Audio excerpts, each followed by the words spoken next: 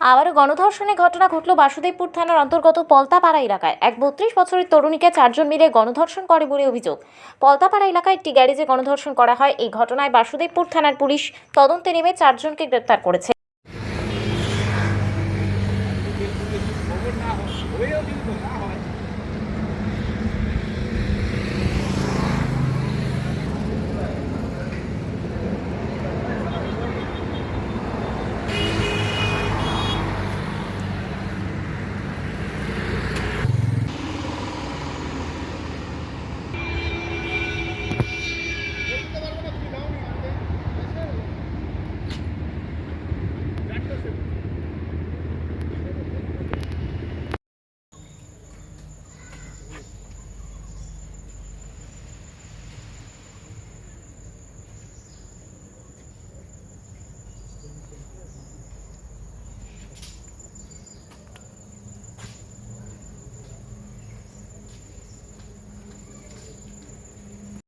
যদি হয় সেটা করলো এই করতে গিয়েই মানে জিনিসটা অন্যরকম হয়ে গেছে।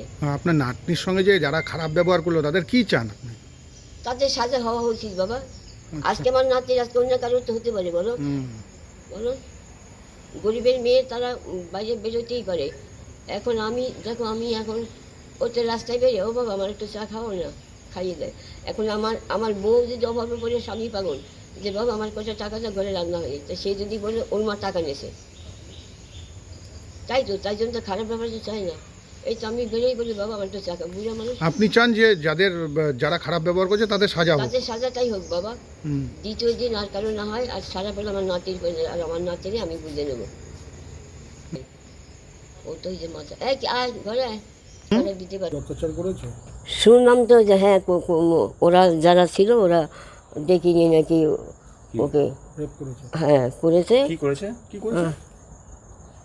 খারাপ ব্যবহার করেছে মানে যাক বলেছে ভাষা না দেয়।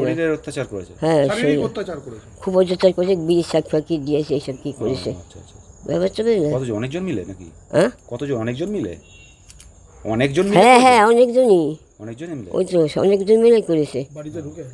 তারপরে দেখো যা গরিব হলে যা হয় বাড়িতে বাড়িতে কাজ করে তো খোঁজে যে লোক লাগবে, খুঁজে খুঁজে ধরো যারা রান্না করে তাদের কাছে খোঁজ নেওয়া যায়। দেখো কাজ নিলে যেমন আমি খোঁজ করে করতাম এইভাবে তো।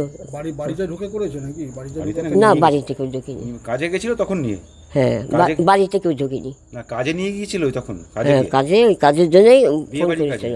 হ্যাঁ ওই বিয়ে বাড়ি করে তারপরে আবার কি বিয়ে বাড়িটাই বাসন টাসন ধোয়া তো রান্না পুরো পারে না, ওই তো নাড়লো একটু মশলা করে হাতের সঙ্গে করে এরকম এরকম করে।